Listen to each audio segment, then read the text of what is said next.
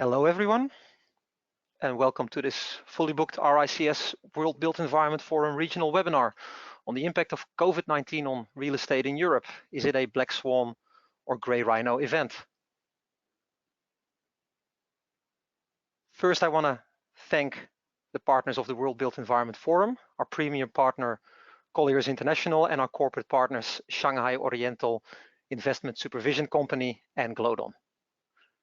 So my name is Sander Scheurwater, and I will be your moderator for this webinar.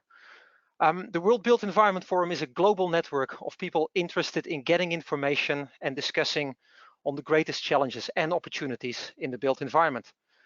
COVID-19 is currently on everybody's mind, but of course issues such as climate change, livability, inclusion have not gone away. If you're interested in these issues, I recommend you visit rics.org/WBEF to join the World Built Environment Forum community. You can register there.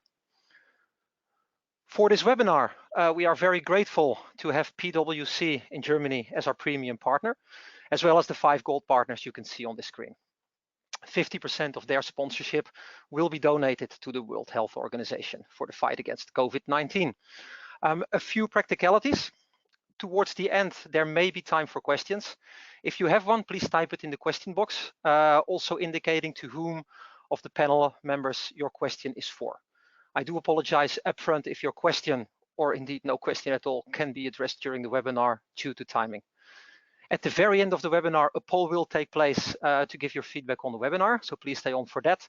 And finally, a recording is made and will be made available on rics.org/WBEF next week. And you should also receive information in your inbox when that has happened. So before we start with the panel, I wanted to add a personal note and say that this is unlike anything many of us have ever experienced. What you actually see here are my kids at my front door every day, and you see some neighbors across the street. Every day at 8 p.m., many people in our street come out of the house and clap for 1 minute, specifically for those working in healthcare. I wanted to share this as we are all dealing with COVID in our own ways, be it through home working, temporarily no longer working, and or balancing everything in our personal life. What we're going to hear in the next hour is about the real estate sector. But let's not forget that no matter which part of the sector you are in or what job you do, ultimately, it's about the people living, working, and playing in our buildings and cities. So why the webinar title? Many have referred to this as a Black Swan event, which can be described as an event which is unpredictable, has severe consequences, and a so-called hindsight bias. The point we wanted to make with the title of this webinar is that whilst the consequences are indeed and without a doubt very severe, both for people and for the economy, the COVID-19 outbreak is very much a predicted event. Not so much on when it would happen and to what magnitude it would happen, but the World Health Organization and many other experts have for years been saying a global pandemic can happen. Europe has been spared from previous outbreaks that could easily have come to Europe, such as SARS and Ebola. This time Europe is not spared, and this may have made us somewhat less prepared than other world regions, such as Asia, for example. Hence, I would like to describe this as a Grey Rhino event, which is described as an event that is highly probable with a high impact yet neglected. They are not random, but do occur after a series of warnings and visible evidence. This brings me to our panel. So I would already like to start to thank all our speakers for accepting to be part of this webinar. And I will now introduce all of them in the order in which they will speak. I would also like to ask them at this point to briefly respond so we know they are in fact still on the line. First, we have Simon Rubinson, our chief economist at RICS, who will give us an economic outlook. Welcome, Simon. Thank you very much. Pleasure to be here today, Sander. Thank you. Second, Suzanne Eikerman-Riepe, partner and head of real estate at our premium partner PwC in Germany. Suzanne will look at the current impact on the industry and emerging solutions based on surveys PwC have been undertaking across Europe. Welcome, Suzanne. Hi, Sander. Hi, Simon. Hi, folks. Happy to be on the panel. Thank you. After these two speakers, we will have shorter interventions on particular asset classes or parts of the built environment lifecycle. First, we have Henry Wong, Director of Research and Market Information at INREF, which is the European Association for Investors in Non-Listed Real Estate Vehicles. Henry will talk about the impact on institutional investment. Welcome, Henry. Thank you, Sander. Good afternoon, everyone. Delighted to join the panel today. Thank you. Next, Heinz Werle, based in Austria and managing partner at Horwath HTL in Switzerland, which is a global leader in hotel tourism and leisure consultation. Heinz will look at the hotel sector. Welcome, Heinz. Thank you, Sander. It's great to be here, and it's going to be a pleasure to talk to you all. Welcome. Super. Thank you. Next, Simon Orchard, independent senior advisor for Basico Real Estate and formerly managing director of Unibail Rodamco in Spain. And Simon will therefore address the impact on retail. Welcome, Simon. Thank you very much. Good afternoon or good morning, depending on your time zone. Thank you. Next, Franco Vorca, Director of Technique and Innovations at the Fédération des Promoteurs Immobiliers in France, which is an organization bringing together real estate developers from all asset classes. Frank is also the chair of our RICS Advisory Board in France, and he will talk about the impact on offices. Welcome, Frank. Thank you for the introduction, Sander. Thank you very much for the RICS to have put together this webinar, and thank to all the participants. Thank you. And finally, Marcel de Boer, Managing Director of valuation company Troostwijk in the Netherlands, and also a member of the RICS Europe Board. And he will address the impact of COVID-19 on valuation. Welcome, Marcel. Welcome, Sander. Welcome, everybody. Happy to be here, and hopefully everybody's interested in my information. Thank you. So, Simon Rubenson, can you please start and give us your thoughts on how COVID-19 is currently impacting on Europe from a macroeconomic viewpoint? Thank you, Sander. Yes, I really want to just provide some sort of headline indication of how I see the macro environment. I realise that one can say an awful lot about what's going on, and actually at the same time not say very much that's terribly precise, because the way that this virus is impacting on the economy is so fluid and so uncertain and so unprecedented. And it's certainly true that the traditional models that economists like to use to help craft a narrative of the outlook really are pretty redundant when you get this sort of event, this sort of, I suppose, natural disaster rather than a typical economic cycle.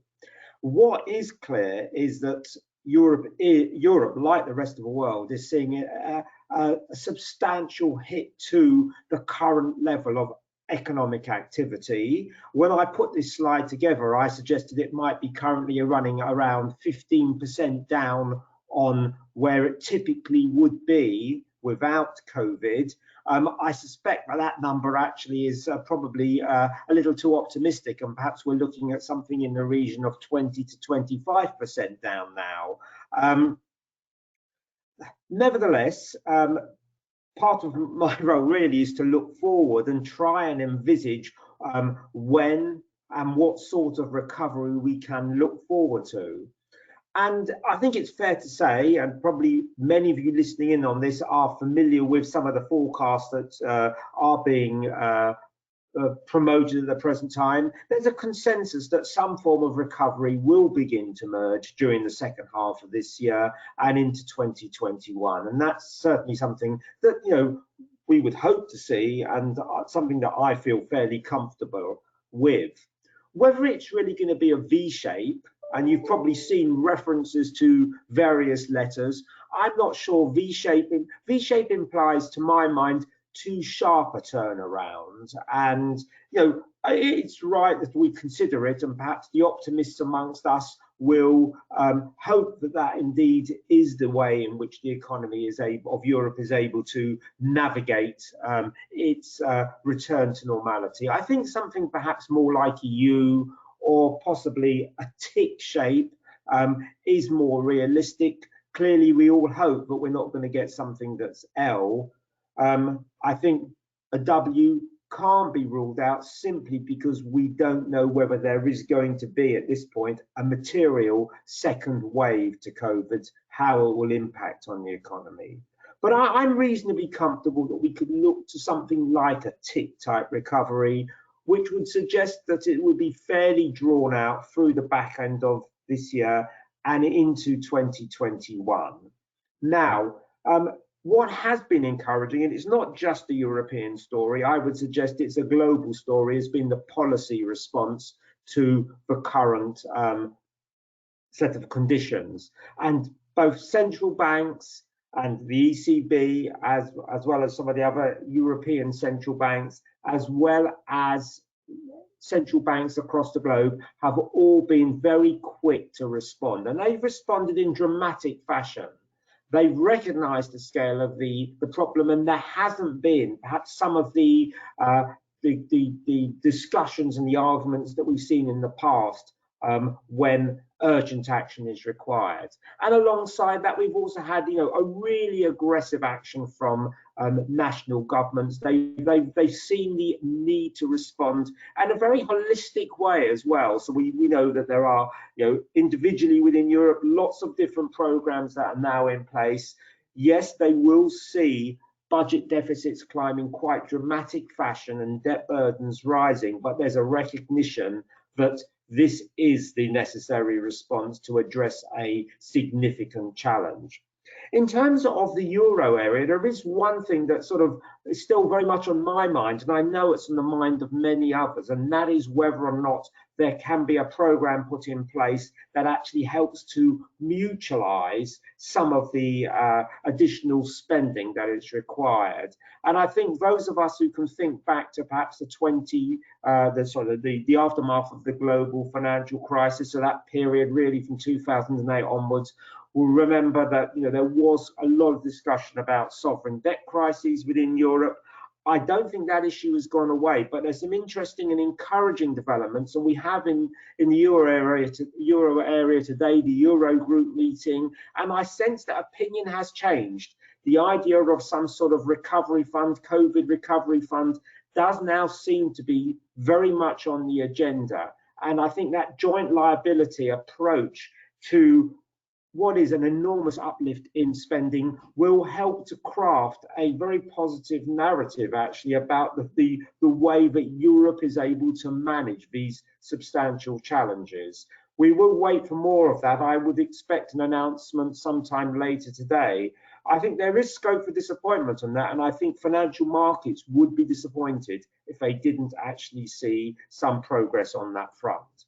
So finally, let me just look at my final slide, which is about the nature of the recovery that we can look forward to. I've suggested, well, a U-shape, perhaps tick mark, is perhaps my preferred option. I think we have to be realistic about the nature of the recovery. And if one looks at, for example, China, where we are beginning to see that recovery come through, it's clear that it's a little easier said than done to deliver the uplift that we would all hope for. So it's tentative days in China, but there is evidence that confidence is scarred and the recovery will be hard fought. So I've suggested it may still be we may have to wait till the first half of 2022 before we actually see the level of GDP in Europe back to where it was at the beginning of this year. Clearly, fiscal deficits are going to be well outside the norms across Europe, but I think that's something that institutions and financial markets will have to adjust to, and I think they will.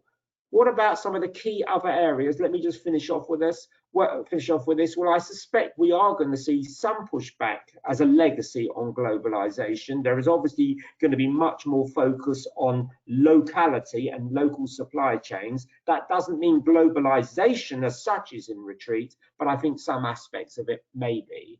On the other hand, we are going to see upsurge in investment, and this could be one of the positives that emerges from this terrible situation. Businesses will be looking to strengthen resilience. We will see significant innovation, significant spend on technology, and that could provide some interesting opportunities. Very finally, one of the big risks and one of the big concerns always of the ECB, but not just the ECB, central banks more generally, big, or in fact perhaps massive quantitative easing. Does that presage a return of inflation? My best bet is it doesn't. We're not talking about printing money in the way that perhaps some sort of higher risk economies have done in the past, which has actually seen banknotes flooding the country. This is not what we're talking about here. there is an element of risk. It should be on your radar, but it really doesn't form part of my central scenario. Thank you, Sander. Thank you, Simon. Suzanne, following up from Simon's macroeconomic overview, could you please share with us the findings of your surveys and any conclusions you may already be able to make from them? Thank you, Sander. So first of all, PwC hopes you are all doing well and sitting relaxed in your home office, because this year is going to be a challenging one, not only challenging the real estate industry, it's challenging all of us, our families, our friends, our business, our neighborhoods and our countries, you and me. We have asked market participants in Germany, Europe and worldwide, and I would like to give you a short insight on this general sentiment, expectations and countermeasures of market participants. A major impact in the real estate industry? Yes, definitely. So the property market is holding its breath. 74% expect negative consequences for our industry, and the strategic approach is still pending because recovering scenarios show uncertainty in lots of areas. What do we hear from the epidemic experts? So maybe in the best case, the virus mutates and actually dies out. But in the worst case, the virus will stay and maybe the next one is coming soon. And in the mid case, that is what we are expecting now, that it takes several weeks of social distancing to slow the virus if people change behaviors and hospitals not being overrun. So this is a major impact, and what we have seen from the participants is that COVID-19 infects several parts of the business. They, over 74%, see a decrease in revenues. A lot see delay in transactions, construction delays, and maybe restrictions for further development projects can occur. But also 50% have already developed strategies to deal with bottlenecks, failures of external suppliers or service providers. And some assume that there will be a reduction in personnel in their company. But what we have seen when it comes to the shutdown is that the impact of the economy is much broader. Due to our actual models, we expect an overall economic downturn of 7 to 10% GDP loss in Germany, and in other countries it's maybe more. But the governments respond to this market development. Enormous supporting packages have been announced and mostly are in place now. From legal changes, new laws, decrease on taxes and lots of financing support. Also, the central banks give support to the banking systems for stabilization and liquidity. And what's going on between investors and market participants? They are in negotiations, but wait and see is often the scenario. Let me touch a little bit deeper on that. So how we deal with solidarity in uncertain times. Negotiations between tenants and landlords sometimes go well and sometimes bad. This is a story of saints and sinners on both sides. The tenants and the landlords, definitely, you have seen the media impact on the Adidas announcement, which leads me to give a few points here. Be kind. People will remember how you treated them under pressure when leases come up for renewal again. By the way, this one holds true in both directions. Remember that replacing occupiers, which you might lose in the storm, would usually be more costly than enabling the existing tenant line up to bridge the situation, and it would probably take much longer than this shutdown. Build trust. Offering pragmatic solutions will pay back over time. Be open to offering fee deferral agreements or even grant de facto rent-free periods of 3 to 4 months to help retailers survive this freeze. Think about our smaller cities and lovely neighborhoods. Innovate your asset management thinking. There are always more options than one would think in the first place. Expect the best, prepare for the worst, capitalize on what comes. Review approved business plan, budgets, and be ready for quick decisions. In particular, for the period between now and summer and maybe to the end of this year. Be prepared for a second wave of decisions affecting the last quarter and maybe next year. So what scenarios can we expect? Simon has already addressed these scenarios, and the situation is dynamic and uncertain. You definitely have seen these scenarios because you needed for a scenario-based approach to plan through the crisis and recovery. The V shape, in my point of view, it's a false alarm. This scenario is already gone.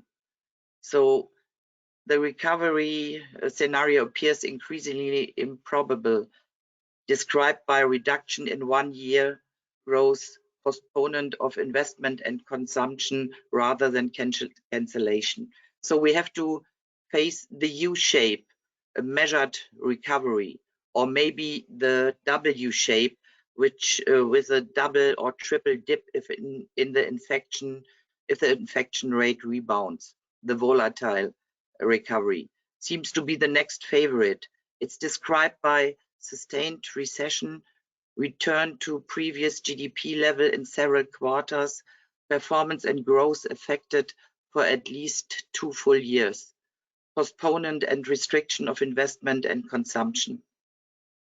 And hopefully we will not get the L shape, the prolonged event. Scenario defines the worst case, drastic threats to the economy and prolonged recession, described by a return to the level of total output before COVID-19 not foreseeable, deep restrictions on investment and consumption. So what are the key takeaways from these scenarios? Increasingly, a regional story requiring collection of tailored responses across various timelines nationally. Show empathy to customers while making sound business decisions. There's no margin for error in responding to and serving customers. Necessity is the mother of invention. Agile and creative solutions are required now. Operational resilience will continue to be stressed. Rapid response will be required. Right resources, e.g. people, funding, may be needed without notice, disrupting existing plans and priorities. So this brings me back to the retail business and the real estate business and the question, which asset class will suffer most? I think the speakers following me will go in detail, but have in mind that on the long run, people's behavior may change. Less travel, less consumption, more fear, more health required, more sustainable actions. And this brings me to my last slide and my last question. Why the recovery can be more digital and sustainable? With the world still in the grip of a global pandemic, many are nevertheless looking to an eventual recovery and wondering, why can't it be more digital and green? European recovery plans can look green. Heads of government can consider a proposal that would make their emergency measures compatible with the principles of the Green Deal and the ESG criteria.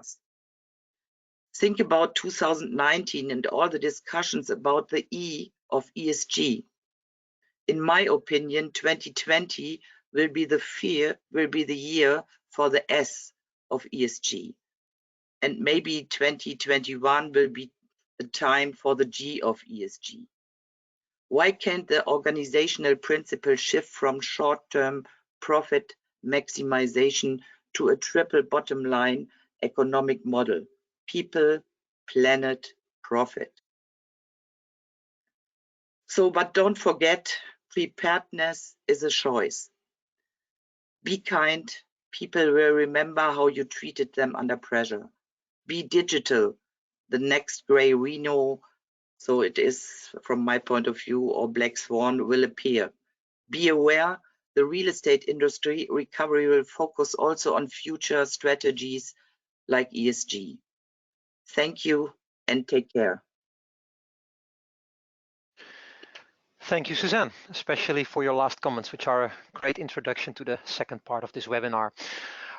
We already received quite a few good questions. A lot of questions are coming in. As a reminder, if possible, please include in your question who you are directing your question to. We now move to our next 5 speakers, whom we asked each to give a short 5-minute overview on how they see developments and impact of COVID-19 in their respective fields of expertise, which are investment, hotels, retail, offices, and evaluation. We have asked them to try and give an answer to the following 3 questions. First, the facts. What do we currently see happening? The predictions for the near future, and especially, what will the long term look like? What is the big picture? How long will it take to recover? What does the recovery look like? Will we return to business as usual, or will COVID-19 be a trigger for a true paradigm shift, or anything in between? So to start this off, we would like to start with the investment side of things. So Henry, can you please give us your views on what is happening and what will happen in your mind for institutional investors? Thank you, Sander. Thank you. Earlier, Suzanne mentioned that the property market is holding its breath, and we've already seen a decrease in revenues and some delays in transactions. Certainly, transactions volumes have been slowing down, and there's been largely a challenge in some of those rent collections. So increased uncertainty regarding the valuations of real estate, but great difficulty regards to determining valuations, not only at the property level, but at the fund level in these uncertain times. The future cash flows are uncertain, so the cash collections have been more challenging. And Suzanne also mentioned the tenant and landlord relationship and those discussions that need to take place. On the valuation side, appraisers are citing the material uncertainty clause in their valuations, because it is very challenging to see market evidence in order to value in today's environment. However, the impact of this is yet to be seen in the performance indices. The earliest indication that we'll get of the impact of these will start to show in the Q1 numbers that will come through shortly. However, we need to be conscious this time around when we're looking at the performance indices of any changes or lack of changes, of whether or not they are reflecting, be a true reflection of pricing in the market, or instead of a reflection of difficulty in valuing among these uncertain times. Surrounding that, we also see some increased risk with regards to liquidity and certainly financing. So overall, that nails down to that market evidence will decline, leading to the lack of transparency. Both Suzanne and Simon already indicated that there are lost demands in certain sectors, and we'll hear more of this later on with the speakers. When we look at the overall environment, what is likely to happen in the near future, Simon mentioned an element of risk should be on everybody's radar. Certainly, there's much greater focus on risk assessment along all the spectrum for that. Increased reporting, certainly we'll see much more granular reporting with regards to current circumstances. And looking out towards the future in a bit further along, Simon also mentioned that it won't be until 2022 before he expects levels of GDP to return. One thing that we've also seen is that the impact on certain sectors varies, as Suzanne mentioned, but we'll see an acceleration in certain sectors, such as retail, that had already started reinventing itself, but possibly the reinvention of a sector like office space, where Simon mentioned a significant spend on technology, and Suzanne mentioned that we will be looking towards a digital recovery. A greater focus on governance, reporting, management and liquidity. And if we look towards the stock market, we will see that ESG funds seem to have better weathered the current storm and have been able to maintain or increase commitments throughout these uncertain times. Outflows from these ESG stock funds seem to be less than the other funds. Investors remain more committed, and there's been more spotlight on corporate behaviour, positive press on these corporate good citizens. Most of the growth from the sustainable investing has taken place since the global financial crisis, and much of it has been in the past 5 years. So meaning that these ESG strategies have largely been untested in current market corrections. However, the ESG stock performance has been good, and we'll see how that relates over to the real estate sectors. And investors have appreciated the added social and environmental impacts generated. What we're seeing now is some indication that these strategies are navigating through the current storm better than others. And as Suzanne mentioned quite neatly, this year is the year where we'll see the S of the ESG, and next year will be the year for the G of ESG. Thank you, Henry. Heinz, the same for you. Can you tell us about the impact on the hotel sector?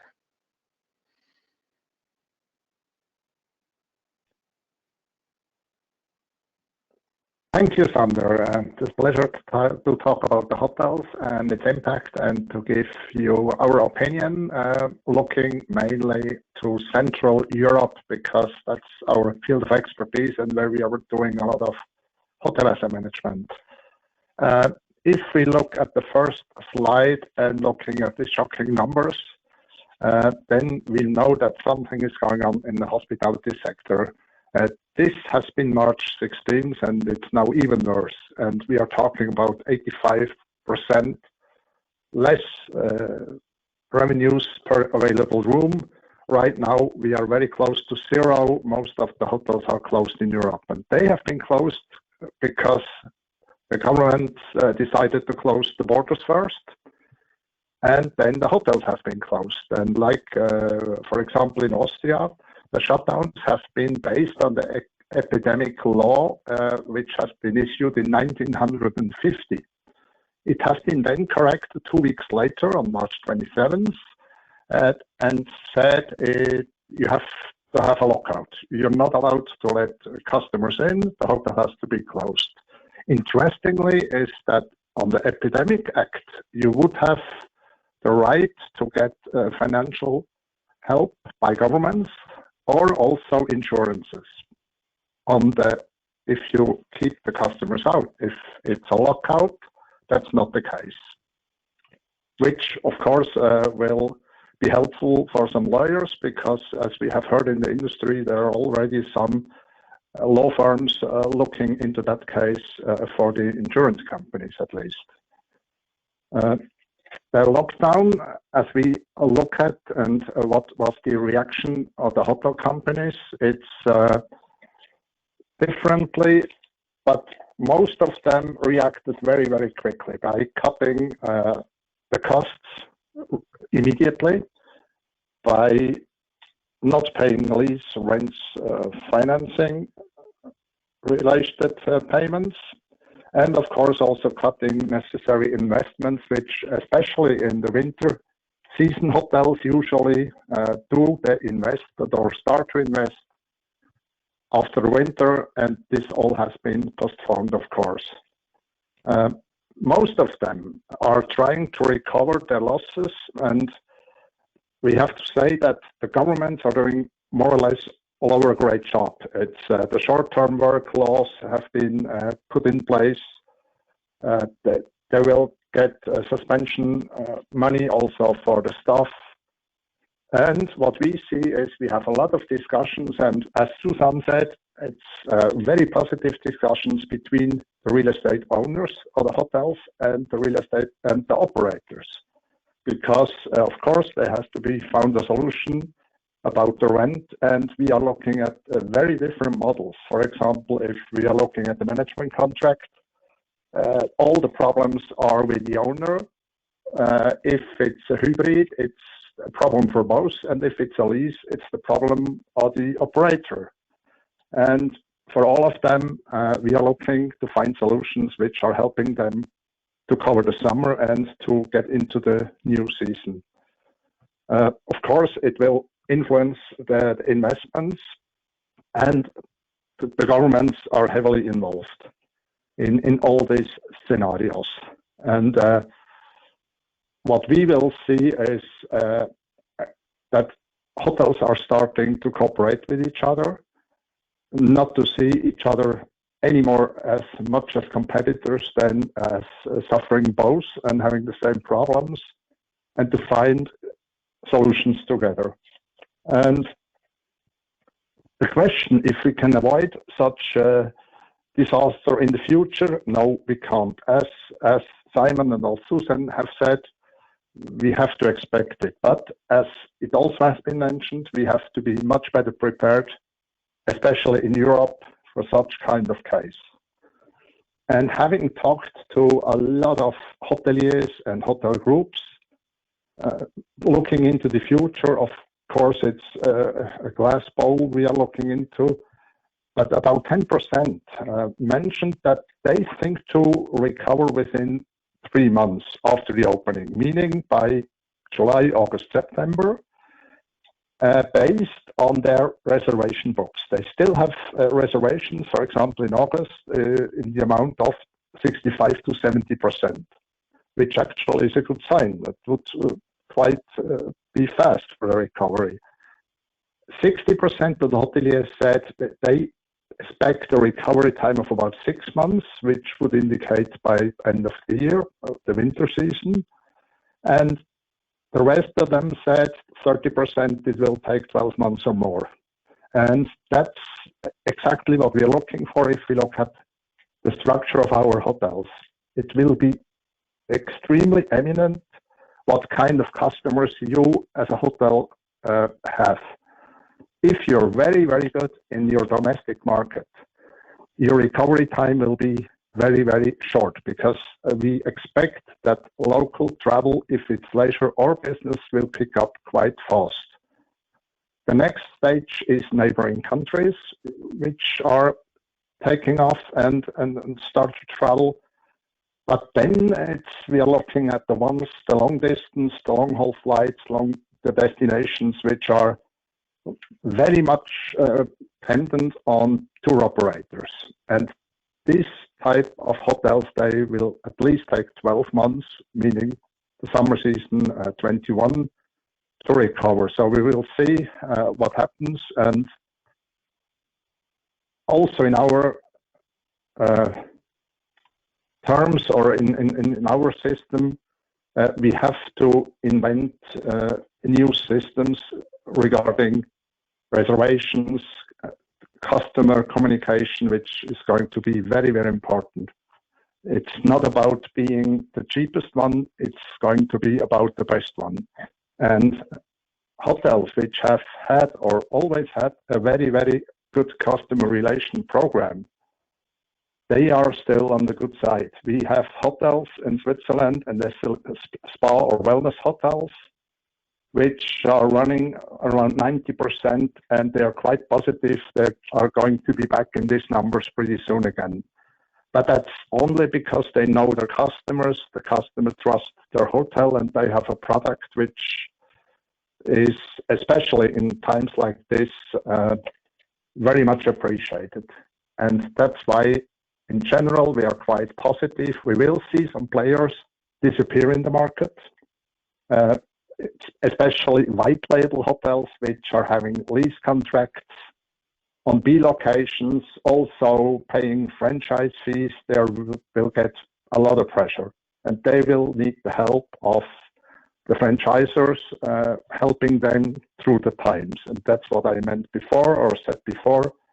All we are looking at is at cooperation. And if we cooperate and stay together, we will make it. And all of you, I wish you to stay healthy and stay in business, and all the best for you and your families. Thank you. Thank you, Heinz. Simon Orchard, over to you now to share what is happening in the world of retail. Yeah, thanks, Sandra. I'll try and be quick. Thanks very much for the RICS, for two things, being here and fulfilling one of my fantasies, which was to address nearly 1,000 people in my pajamas, and hopefully no one's laughing at me. That's always something I've dreamed of doing. That said, I would bring a few words of warning or wisdom in that I do perceive that to a certain extent we're getting ahead of ourselves on many areas. This has only been 3 or 4 weeks in the running, and even though it seems to many of us locked at home, it's been for months. So how we're going to deal with the medium term and what the impact is on the long term, I still think is some way away. Obviously in the retail sector, the impact has been practically total. I think most places in Europe, all retail premises are closed unless they are essential, so food and chemists, etc., are open. But other than that, visitors and sales are down between 90 and 100%. So that's really quite dramatic. And in fact, the partial opening of some stores, I think, is one of the challenges that the shopping centre has had. So if you have a large shopping centre and the hypermarket is open, that in itself causes quite a unique series of problems: staff security, client security, retailers' needs, accessibility, etc. That's all been quite an amazing challenge, especially given that this is an industry that, by definition, revolves around multiple people, and social distancing, etc. has been a huge challenge. But on the whole, I would say that most of the companies in the sector have had good protocols in place that has made this quite straightforward, not without stress, but I think it's been handled very well.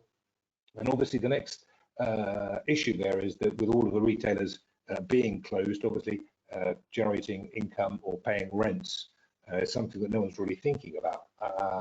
But bear in mind that at the beginning of March, on a monthly rental basis, no one really foresaw this coming, so everyone paid their rent. So that issue really is only on the table over the last 5 or 7 days.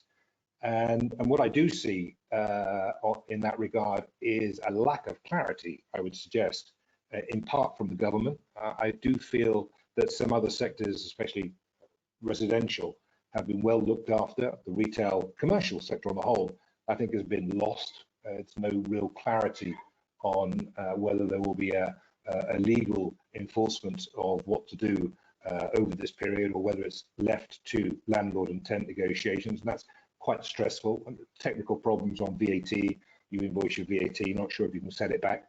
I think that's certainly something that in the short term needs to be addressed. And obviously the impact on retailing, consumer spending, consumer confidence, and the huge increase in furloughs, temporary layoffs, in some cases permanent layoffs, is going to cause quite a big challenge. That's really where we are today. If I try and take a quick view on where we might be tomorrow, I'll split my ideas into 3. The real challenge will be when we start to get back to a reopening, and I call that a reopening, not normality, because this will take some time to work through, and that will be the testing moment when the landlords and the tenants need to really sit down and work out what a more sustainable strategy will be in terms of their operating environment. And unfortunately, there will be many businesses who will not be sitting around that negotiating table, because there's going to be many smaller retailers that just quite frankly are not going to survive this shutdown. And that's going to cause, I believe, an interesting opportunity and problem for the future in terms of the retail mix. What one normally sees is that the biggest landlords and biggest tenants have benefits. They will have survived the storm, and they will sit down and try and find some mutual solution. But I very much liked what Suzanne said, and do believe a great deal in this, that people need to try and be fair and moral. And if you do that and create a partnership for both people's benefit, I think that will help us going forward in the future. If we take a bigger look forward, and this is quite ambitious to say so, I do think and would recognise that retail has been out of flavour for some time now, investor flavour especially, because of the e-commerce threat. What I see in this regard is that this coronavirus crisis, the Black Swan, has been an accelerator. So retail has been out of flavour, many people trying to reposition, resell, reorientate themselves. It's taken a long time, and the market's not really reacted. This is going to be quite fast and furious, and may actually be positive in the longer term for retail investment, because it might provide a genuine platform for consolidation and future growth, and feeling comfortable. I've always said for some time that the market will head for a polarization between centres that are surviving, will do well and will grow, and those that won't. And again, this will accelerate that, and the same will be true on the retailers. It's still going to be an interesting sector. All real estate will be, obviously, because of the yield spreads that we're going to be facing at the moment. We're lucky in that retailers, after the financial crisis, did a great consolidation effort, so very few duplications or overlapping. So the crisis for retailers that are going to survive will be less, I think, but nonetheless, it's still going to be quite challenging in terms of getting rid of the stock, and still fine-tuning the profit and loss of their individual stores. And above all, I would suggest that the environment going forward has always been for some time experience orientated. Everyone's heard about this dining concept, experience concept, etc. Those, I think, will be positive issues to go forward, not relying just on retail, but that in itself will cause some problems, because no one's really quite sure what the concept of social interaction will be in the future. And there's undoubtedly going to be some additional restrictions on density of people, or health and hygiene, or hours, and that's going to make the whole challenge interesting, and that the survivors will be those who are nimble, agile, and prepared to react. Okay. Thank you, Simon. Frank, over to you. The world of offices, what is it looking like today, and what do you think it will look like tomorrow? Thank you, Sander, to give me the word. Let's first of all, I will share that everything was said before. We can clearly share this vision at the office market level. Well, clearly, what's happening now? I will speak mainly about France, because we also have feedback from Italy and Switzerland, but it's quite similar. So as for the moment, all our office buildings are closed, more or less, and the buildings which are open are only open for vital activities, and a part of the building only is working. So of course, one of the feedback we have is the same as in other industries. The facility management people will have to face big losses, and a few of them have a capacity to go through 1 or 2 months without income. And a lot of them, after what happened in Europe with centralization and big companies that was built the last 5 years, they have a lot of debt, and it would be very difficult for them to go through this moment. So we can imagine also a reshape in maintenance, first because maybe some landlords will understand the importance of maintenance. So maybe they will reshape the contracts, and also the services will be reshaped. What happened in France? Everything is closed in terms of office. So we have more or less 8 million people working from home, as I do. So I hope first that all of you listening to us are safe and in good health. because that was the aim of this lockdown and lockout.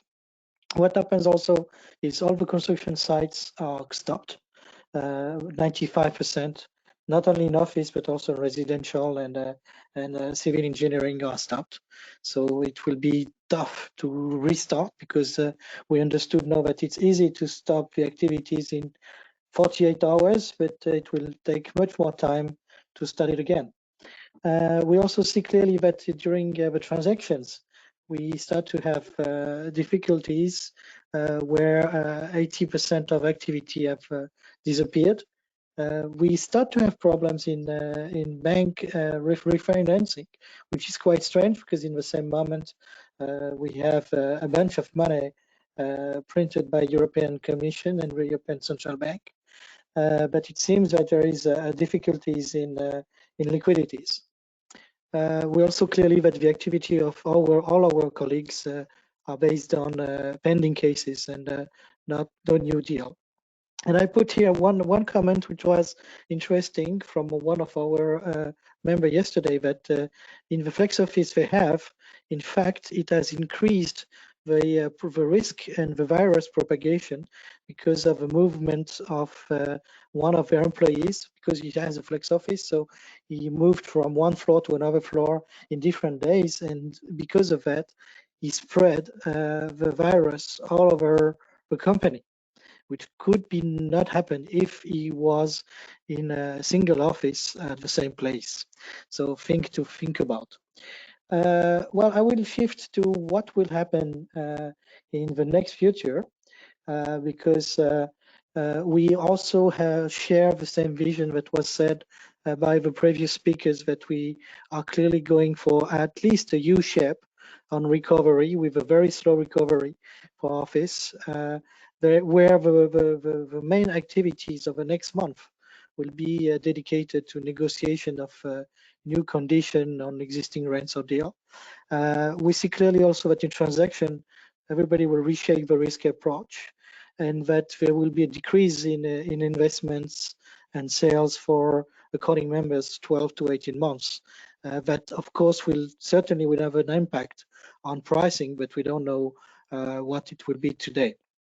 And one of the questions we also have is, as we are know more than 3 weeks for the French and maybe 4 to 5 weeks for Italians and 2 weeks for others, how will we go back to the office thinking that the virus is still present, even if we lock down and we have limited the physical contacts the last weeks? We will have to go back to work at the office with a virus, and we don't know what will be the protection, what will be the social approach, and a lot of human resource managers will have difficulties to put back people at work after this time. And it starts to be also a problem for a lot of them to manage employees which are out far for since 3 weeks, which are not been at the office. So clearly it asks a lot of questions in terms of management and human resources. If I try to look at what could happen in the big picture, well, linked to what I said, all employees are going back to the office. Clearly, we see that there is a lot of discussion about what could happen. Maybe people will not go back every day.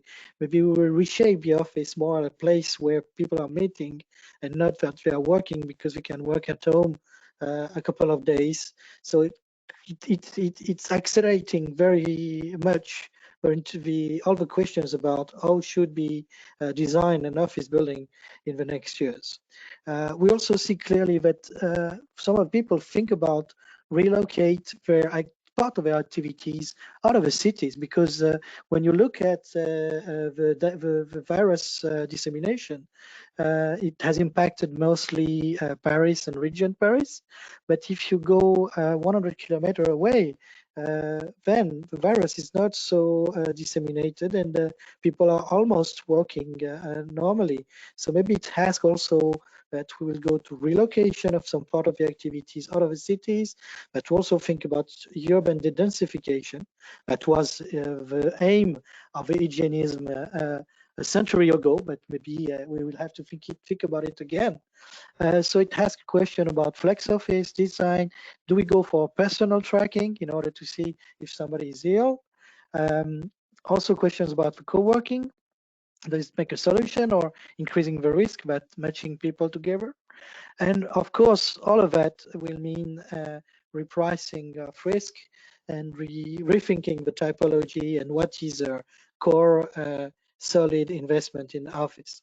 So you see, we will not go through this crisis, I think, without re-asking a lot of questions that we forgot, maybe, as I said, about urban development a century ago. And I think even if it's a very tough moment for all of you and all of us, it's also maybe the time to rethink some design that we had the habit to design with, but are maybe not so good. So even if it's, I know, very difficult, and I think about all the people in health care which are working a lot and dedicated to save people, it could also be a way by solidarity to think a different way of working in offices. Thank you very much. Thank you very much, Frank. Finally, Marcel, what does all of this mean for evaluations? Sander, yes, I have 5 minutes, so I try to do it as quickly as possible. The next slide, you will see a snapshot of the RCS paper, Future of the Valuations. Maybe you can use that. There's an overview of how we do our valuation process. And of course, we are not fortune tellers, but everybody expects from the valuer that he is telling the fortune, and is it the Black Swan or the Grey Rhino? I now call it. We do valuation in the times of COVID-19, and that's a new world. And maybe that's a new wording we have to use to. What I did to get the facts happening in Europe, we set up a Europe Leaders Forum, which will be presented later on by the RCS as an insight paper. I've did an interview with 8 valuers in each country, what's happening currently today in their markets. And most of the biggest issues we have during this COVID-19 is the employee protection. How do we protect our own employers, like valuers who has to do their inspection? So the main part of the discussion was about the investigation. How are we doing inspections today? First of all, protect your employer. And secondly, is that by COVID, there are all kind of governmental measures like lockdowns, and each country has a different process in where they are standing. Some of them, they cannot go out of their homes, and some of them can still do drive-bys. And there are some guidances, of course, also done by the RCS, which we call the COVID-19 alerts. And in our report, we all have to mention all kind of, let's say, rulings or guidance or notes that how did we do our evaluation and what are the uncertainties in this valuation, because we have a lot of uncertainties we have to measure, especially with the investigation and the market research, as everybody expects that the market evidence is gone, the volatility is there, and the future cash flow will be hit. So in my opinion, these all the things is for me very difficult to make a proper valuation. The clients are asking all kind of questions for us. Is there a correct a correction in the value? Then I will say what will happen tomorrow. Yes, there will be a correction in the value. There will be a decline of value expected in the midterm. Why? Because we will see an increase of vacancy rate. We will see premiums on discount rates. We will see increase of interest rates developing by time. Offices, retail and hospitality will be hit high. The impact is there. Logistics, healthcare and residential have a lower impact. These things are happening in each country, and each country is also saying that the income stream, the investments are 3 to 6 months, what they call a light of a rental holiday. That's throughout Europe different. Each country does it on a different way, but the approaches are generally more consistent all over the place. And in Italy, which is leading a little bit the COVID-19 impact, is that the valuers are there already for months, not in the market anymore, because they cannot go out of their office, or they have to stay at home, and that's why they cannot do a proper valuation. So that's something we have to keep in mind. So the predictions we have is, yes, we get a decline. Where and how big it will impact is depending on the U-curve or S-curve or whatever kind of curves the investors will do. But it has also to do something with the trust of the people, the trust of the market, but also the impact on how the buildings or how sustainable our built environment is. The environment is very important, but the social aspect and the social behavior is now also a certain impact we will see in the value of the buildings and the world built environment. So a lot of disruptives, a lot of things going on. The big picture for valuers will be that we have to prepare ourselves by digitalization of getting the data in place. The data we have to gather was normally done by an inspection and get some information from the client. Today we ask the client, give us information by video streams or give us information from your site because we cannot come there. So we gather data on a more digital way. We communicate more in a digital way. We do more our desktop valuations from home. So people using tools, digitalization of data. And I think automatic valuation models will there increasing the way of how we do our current valuation process and how we gather our data and how we deliver the valuation reports. So standardization in this world is of course important, but there is in this situation we throw away a little bit the standards because we have to work around the standards. And in my opinion, a valuer will need to be more flexible, has to work more with automatic digital way of working, and automatic valuation models will be used. However, there is still an important issue about the future, that the valuer is a person who creates trust. Of course, he's not the fortune teller, but he has to get the information on a better way. But he still has to work with all these kind of uncertainties and mention that something in their report as what is the uncertainty you have seen and how do you create trust into the market. So in my opinion, the future of the valuer will then therefore be in the future tomorrow differently than we do it today. But how and what exactly will be the outcome? We just described it in our valuation leadership forum, and we will put it on the paper to explain it to all the participants here to try to get some clearance in how do you have to do our work in the future. Thank you. Thank you, Marcel. These were all very great contributions. Unfortunately, as you may have seen, we have run out of time for questions. We have a lot of them, and we'll see how we can do best to follow up on them. There were great questions, not only around the sectors and professions discussed, but also, for example, on the impact on residential and, for example, the role that PropTechs and startups can play. I will take just a few more minutes to summarize the webinar. First, I would like to again thank our World Built Environment Forum partners, Colliers International, Shanghai Oriental Investment, and Glodon, as well as the partners we had for this webinar, premium partner PwC in Germany, and our 5 gold partners. Whilst we can see what is currently happening and how COVID is impacting on, for example, what we've heard, finance, valuation, and different asset classes, what the future has in store and how long recovery will take and what this recovery will look like remains educated guesswork. As Simon Orchard said, we may be getting ahead of ourselves and jumping to conclusions after these few weeks. I do, however, hope that the thoughts shared by our speakers today gave you some food for thought. Our chief economist, Simon Rubinson, in a briefing call for this webinar, already said that regular economic models and thinking do not apply in the current situation. We are now in survival mode. And to quote another chief economist from a major Belgian bank, when there is a fire, you first put it out. Only after the fire is under control, one can start really looking at how to rebuild. So as a final thought, I want you to picture in your head, given the topic, your favorite building and it being on fire. Would you concern yourself with what this building will or should look like after the fire? Or do you first, as we're doing now, make sure that all the people are safe, all the people are out of the building, followed by the fire being put out safely? I think we would all do that. Only after can we truly start thinking on what your new or refurbished building will look like. Would you rebuild it exactly the same? Will it look the same, but will it be changed from the inside? For example, more energy efficient or smarter? Probably yes.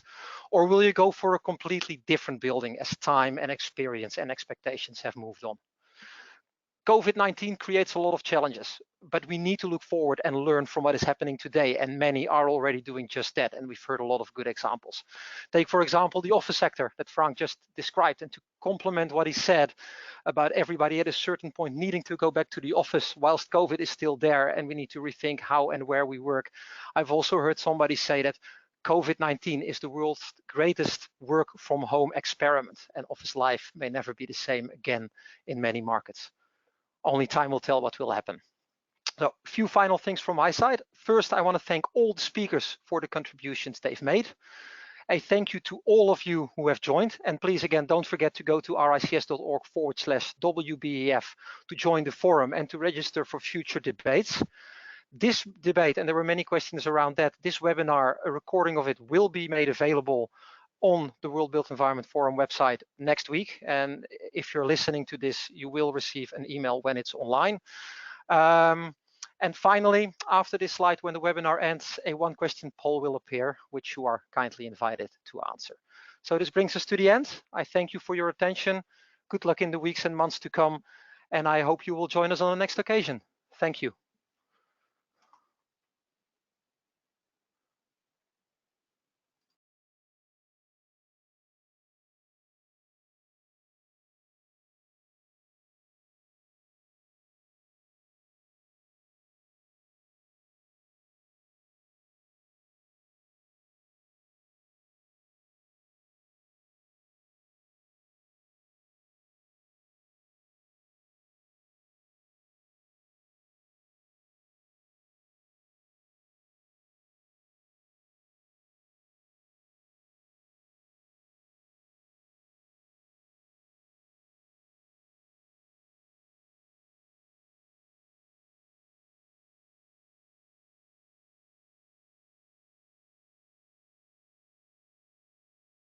Okay, guys, I guess that's we hang up as well. It's very interesting, well organized, a little bit short of time, but thank you very much.